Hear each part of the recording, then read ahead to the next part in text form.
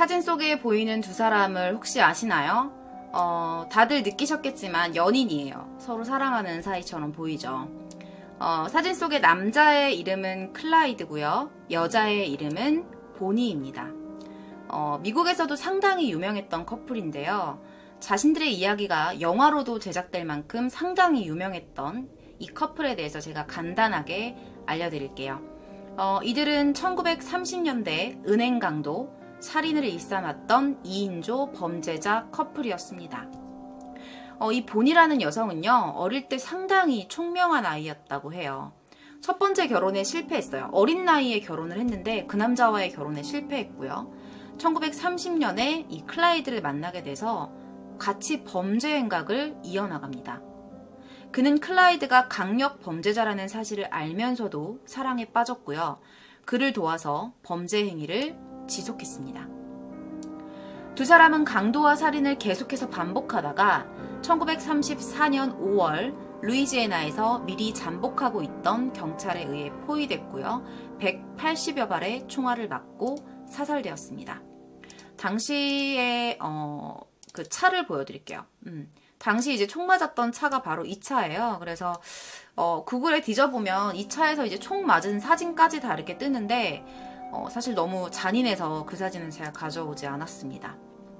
사망 당시 보니의 나이는 24살, 클라이드는 25살이었어요. 느끼셨을 테지만 그들의 모습은 그동안 봐왔던 단순한 공범의 모습과는 조금 달랐습니다. 바로 범죄를 저지르는 서로에게 이성으로서의 매력을 강하게 느끼고 그에 동조했다는 점이죠. 보니와 클라이드가 보여준 이런 현상을 우리는 보니와 클라이드 증후군 혹은 하이브리스토필리아 증후군이라고 부르게 됩니다. 조금은 낯선 단어이고 심리 쪽으로 관심이 좀 있으신 분들한테는 익숙한 단어일 수도 있는 하이브리스토필리아 증후군. 이것은 바로 끔찍하고 흉악한 범죄자에게 이성으로서 성적으로 매력을 느끼고 그가 한 행동에 동조하는 것 또는 그러한 사람을 지칭합니다. 전문가들은 일종의 성도착증 정신질환이라고 보고 있어요. 완전히 정말 범죄자, 극악무도한 짓을 한 사람들한테 성적 매력을 느끼는 증후군을 말합니다. 그러니까 일반적인 상식으로 봤을 때는 도무지 이해가 안 가는 그런 부분이죠. 하지만 생각보다 이런 사람이 되게 많대요. 특히 미국에. 우리나라에도 아마 있을 거예요. 있는데 이제 겉으로 드러나지 않는 거고 외국에는 상당히 많은 케이스들이 있더라고요. 오늘 컨텐츠에서는요. 하이브리스토필리아 증후군에 관련한 몇 가지 실제 사례를 알아보고 그들의 정신세계도 한번 알아보려고 합니다.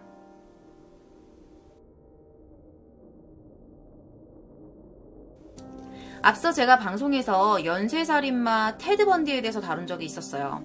테드 번디는요. 워싱턴주, 유타주, 플로리다주 등 미국의 여러 지역을 옮겨다니면서 여성들을 연쇄 강간, 살해했던 최악의 연쇄살인마였어요. 밝혀진 것만 해도 거의 30명이 넘었죠. 수려한 외모와 지적 능력, 그야말로 잘생기고 능력 좋고 인성은 더 좋은 이미지를 풀풀 풍겼던 그가요. 입에 담기도 잔인할 만큼 극악무도한 짓을 하는 살인마였다는 사실이 알려지면서 당시 많은 미국인들이 충격을 받았었습니다. 검거 이후에도 두 차례 탈옥을 시도했었던 테드 번디는요. 탈옥한 이후에도 마음은 먹었지. 나 이제 살인하지 않을 거야 라고 마음은 먹었지만 결국은 그 광기를 참지 못하고 마지막으로 12살의 작고 어린 소녀를 잔혹하게 살해하고 돼지우리에 버렸습니다. 그런데 이 소녀의 비참한 죽음이 있고 2년 뒤에 그녀의 사망 2주기이자 그 사건에 관한 판결이 있던 날이었어요. 그는 증인석에 앉아있던 자신의 연인인 캐롤에게 청혼을 해요. 그리고 그녀는 눈물을 흘리면서 받아들였대요. 이거 어떻게 이해해야 되지? 이런 걸. 테드의 전 직장 동료였던 캐롤은요. 사건이 나고 나서 이 플로리다주로 이사를 와서요. 테드의 누명을 벗기려고 노력했고 그를 옹호하면서 결백을 주장하기도 했습니다. 법정에서의 프로포즈 이후 두 사람은 결혼을 했고 어찌된 일인지 딸까지 낳아서 키웠다고 전해졌어요. 이렇게 테드가 결혼하고 딸을 낳은 후에도 많은 여성들은 여전히 그를 찾았고 면회를 오기까지 했다고 합니다. 그 여성들 중에 한 명은요, 결국 테드가 아닌 다른 연쇄살인마와 결혼을 했다고 전해졌어요. 그러니까 어떻게 보면 이 여자는 그냥 우연히 그냥 테드를 좋아한 게 아니라 그냥 얘 배우자상, 얘 이상형은 살인마, 강간범 이런 애들을 좋아하는 거지. 그냥 원래 본인 자체가. 그런 어떤 뭐라 그래야 되지? 자기가 원하는 그런 남성상이 있는 거죠. 사진이 좀 잘렸어요. 제프리 다머예요. 유튜브에서 연쇄살인마를 검색하면 가장 많이 나오는 사람이 거의 이제 제프리 다머인데요. 밀워키의 식인살인마로도 알려져 있는 아주 악명 높은 살인마죠. 그 또한 언론의 모습이 드러나면서 많은 여성들에게 결혼해달라는 편지를 받았다고 합니다. 가끔 돈을 보내주는 여성들도 있었다고 합니다. 자, 그 다음 사례를 한번 볼게요. 사실 얼굴만 봐도 아실 거예요, 누군지. 이 사람 아시죠? 이미 많은 분들이 다루었던 너무나도 악명 높은 살인마 찰스 맨슨이에요. 얘가 너무 악명 높은 살인마라 거의 모르는 사람이 없더라고요. 1960년대 미국 최고의 여배우이자 영화감독 로만 폴란스키의 아내였던 샤론 테이트를 무참히 살해했던 맨슨 패밀리의 우두머리였어요. 그는 자신을 추종하는 맨슨 패밀리의 교주가 됐고요. 그들을 조종해서 샤론 테이트를 비롯한 총 35명을 살해했어요. 1971년에 그는 사형 선고를 받았지만 이듬해 캘리포니아주가 사형제도를 폐지하면서 종신형으로 감형되었다고 합니다. 그래서 지금 살아있어요, 여전히. 그리고 역시 이런 찰스 맨슨을 사랑하는 한 여성이 있었습니다. 바로 54살 연하의 애프턴 일레인 버튼, 26살짜리. 지금은 29살쯤 됐을 거예요.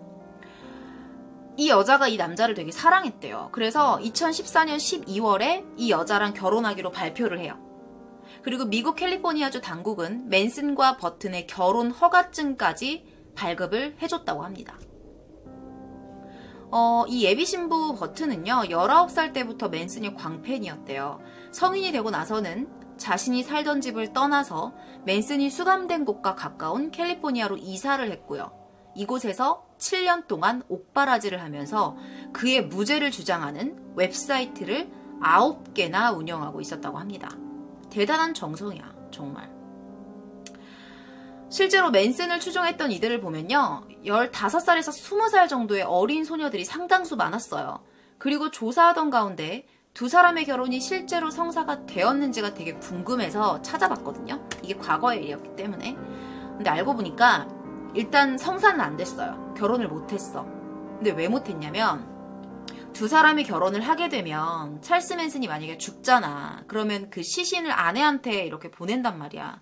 애프턴이 그 시신을 갖는단 말이지. 근데 그렇게 되면 이제 애프턴은 희대의 살인마 찰스 맨슨의 시신을 방부 처리해서 전시하고 그걸로 돈을 벌 수 있게 되는 거예요.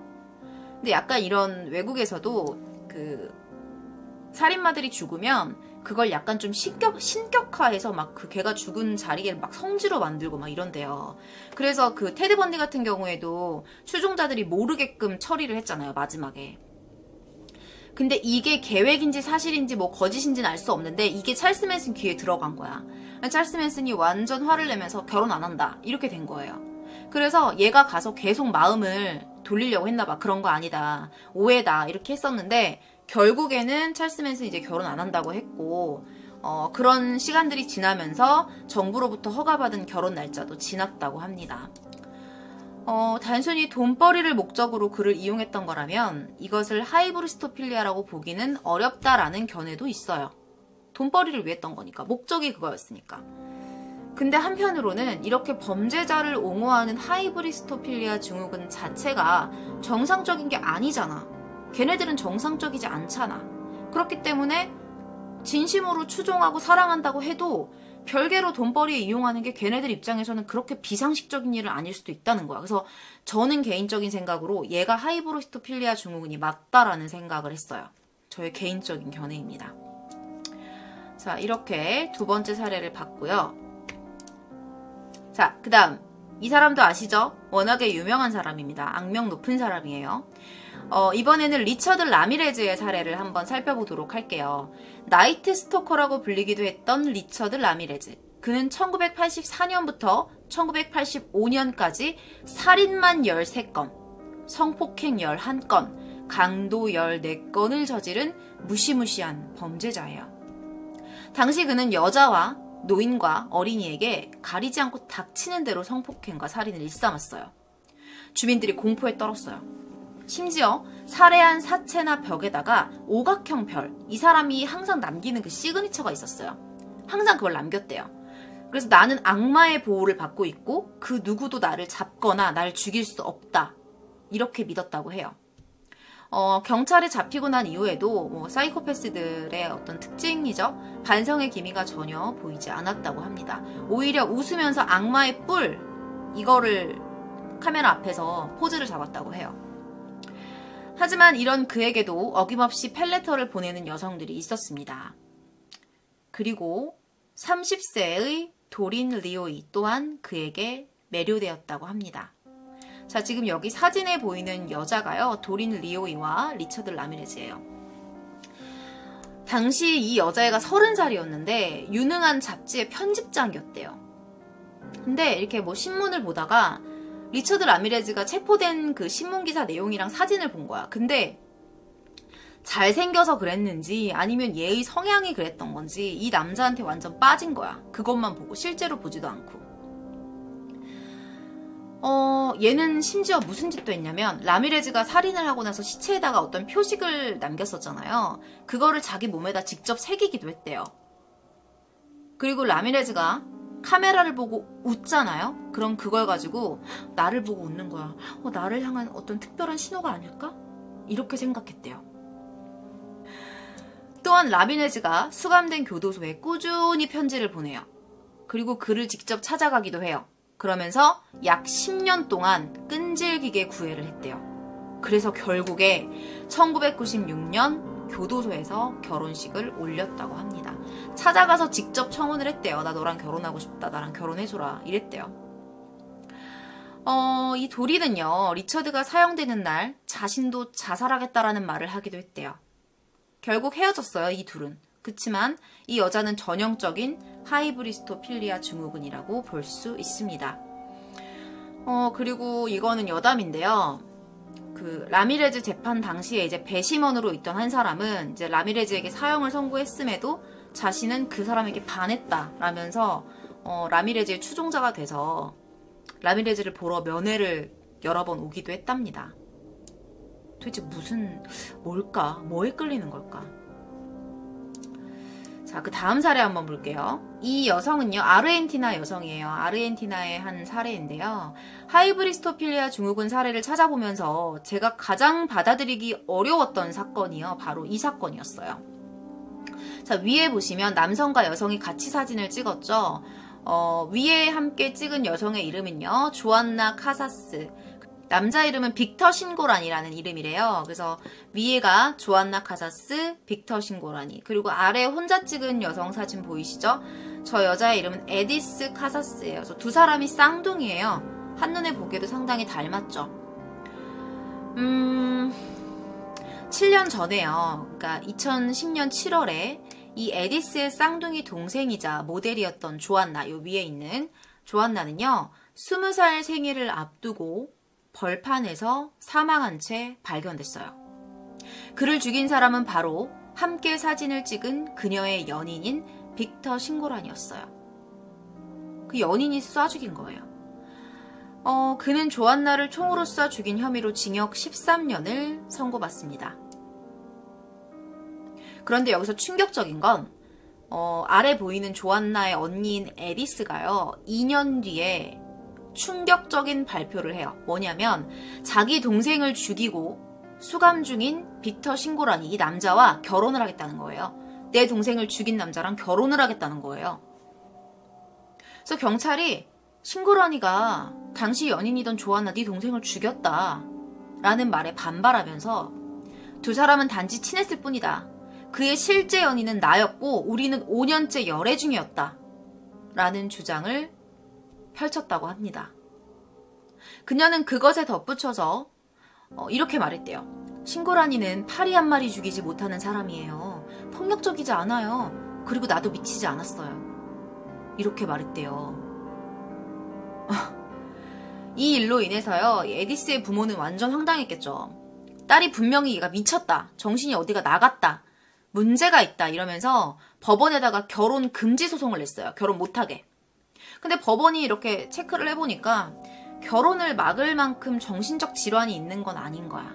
그러니까 이게 정신적 질환이라고 보기에는 어려운 거죠. 그래서 소송을 기각했고요. 결국에 이 부모는요, 난 딸 둘을 다 잃은 거나 마찬가지다라면서 에디스를 다시는 보지 않겠다 라고 말했다고 합니다. 그리고 그녀는 부모를 버리고 집을 나와서 신고라니와 결혼을 했다고 합니다. 지금 잘 살고 있는지는 모르겠으나, 근데 되게 웃긴 게 뭐냐면 이 에디스가 처음에 이제 동생 죽인 그 재판 과정에서는 뭐라고 얘기하냐면, 신고라니에게 성폭행을 당한 적이 있다, 내가 저 사람한테 성폭행을 당했었다라고 증언을 해요. 근데 갑자기 말을 바꿔서 저 사람은 폭력적이지 않고 저 사람은 개미 한 마리 못 죽이는 사람이고 이렇게 말을 바꾼 거야. 근데 이런 현상 역시 하이브리스토필리아 증후군이라는 생각이 들었어요. 이해가 안 가. 진짜 이건 좀 노이해야. 다음 사례 볼게요. 마지막 몇 가지 사례입니다. 이거는 좀 짤막짤막한 사례를 여러 가지를 준비를 했는데요. 제가 지금부터 알려드리는 사례는 그리 오래되지 않은 일들이에요. 이 여성의 이름은요, 조이스 미첼이에요. 51살의 여성입니다. 그녀는 2015년 6월 12일 탈옥범 2명에게 감방 내에다가 금지품을 넣어줘요. 그래서 탈옥을 도와준 혐의로 체포됐어요. 그녀는 교도소 내에서 양복점 직업훈련 감독관이었어요. 탈옥범인 두 남성과 특별히 친했었는데요. 그 중에 48세의 남성인 맷이라는 사람과 육체적인 관계까지 맺었다고 합니다. 그리고 당시 그녀가 그들과 함께 남편을 죽이기로 공모했다는 의혹이 제기되기도 했어요. 이 사건이 있기 전에도요, 서로 너무 친해 보여서 좀 제지가 있었대요, 감옥 내에서. 근데 결국 이런 일이 터진 거죠. 그리고요, 이 여자가요, 아까 맷이란 남성 있죠? 그 남성을 사랑했었다고 합니다. 이 외에도요, 미국 사회에 큰 충격을 안겨줬던 사건도 있었어요. 브루클린 교도소 여직원이었던 낸시 곤잘레스가 사형수인 로넬 윌슨과 사적인 관계에 빠져 아이까지 출산했던 사건이었어요. 이런 하이브리스토필리아 증후군에 빠진 여성 중에요, 바비 파커라는 여성도 있었어요. 그녀는요, 오클라호마 교도소 소장의 부인이었거든요. 근데 1994년에 갑자기 실종이 돼요. 갑자기 사라져요. 그랬다가 갑자기 11년 만에 나타나요. 근데 기쁨보다 더 충격적인 사실은 뭐냐면, 이 여자가요, 당시 탈옥했던 살인범인 랜돌프 다이얼과 동거를 하고 있었다는 사실이에요. 바비 파커 본인의 주장은 납치였다, 난 인질이었다라고 얘기를 했는데, 뭐 진짜 납치였는지 아니면은 그와 사랑에 빠져서 함께 도망을 갔던 건지는 본인들만이 알겠죠. 근데 이거는 제가 이거를 좀 읽으면서 느꼈던 건, 이 사건 같은 경우에는 단지 뭐 하이브리스토필리아 뿐만은 아닌 것 같아요. 여러분, 인질범에게 동요되는 그런 어떤 신드롬 아시죠? 그거랑 조금 복합적인 어떤 심리들이 작용하지 않았을까라는 생각이 들었습니다. 자, 그 다음은 이제 마지막 사례입니다. 이거는 노르웨이의 사례인데요. 오른쪽에 보이는 이 남자는요, 되게 멀끔해 보이죠? 되게 신사다워 보이는데, 이 오른쪽에 보이는 남자는요, 2011년 노르웨이에서 정부 청사 폭탄 설치와 청소년 캠프 총기 난사로 77명의 목숨을 앗아간 테러범 아네르스 베링 브레이비크입니다. 노르웨이 역사상 가장 잔악무도한 살인마로 불리고 있어요, 이 사람이. 근데 한 여인에게만큼은 늘 걱정되고 늘 마음이 쓰이는 사랑하는 사람이었다고 합니다. 이 사람을 한 번도 만나본 적이 없는 빅토리아라는 여성이 있었어요. 근데 한 번도 본 적도 없는데 3년 반 동안 약 150통의 편지를 보내요. 그러니까 구애 메시지가 담긴 거겠지. 난 당신을 너무 사랑해요. 이런 메시지였겠죠? 답장도 딱 2번밖에 못 받았대요, 이 남자한테. 근데 얘가 이 남자한테 이 정말 잔인한 살인마에게 이렇게 어떤 구애 메시지를 보내고 이런 걸 보면서 이 주변에 있는 친구들이나 언니들이 모두 다 그녀를 외면했대요. 언니하고는 의절을 했고요. 이것 때문에. 하지만 그녀의 사랑은 계속 깊어지기만 했다고 합니다. 근데요, 빅토리아만 이 사람한테 사랑을 표현한 거는 아니었어요. 얘가 감옥에 들어가고 한 해 동안 거의 팬들한테 약 800여 통의 편지를 받았고요.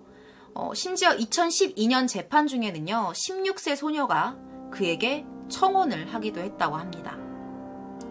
우리나라에서는요, 외국의 사례처럼 자주 이런 일들이 일어나지는 않았지만요, 한때 그 살인마 김길태와 강호순에게 러브레터를 보낸 여성들이 있어서 한때 무리를 빚기도 했다고 합니다. 근데 워낙 우리나라 자체가 이런 거를 좋아도 막 난 저 살인마가 좋아요 해도 드러내면 진짜 돌맞는 분위기잖아요. 그렇기 때문에 사실 드러나지 않을 뿐이지 아마 우리나라에도 저런 추종자들이 있지 않을까, 어두운 곳에서. 그런 생각이 들었어요. 하이브리스토필리아 증후군. 그들은 왜 이런 특이한 성향을 가지게 되는 것일까요? 그녀들의 심리가 궁금해졌습니다.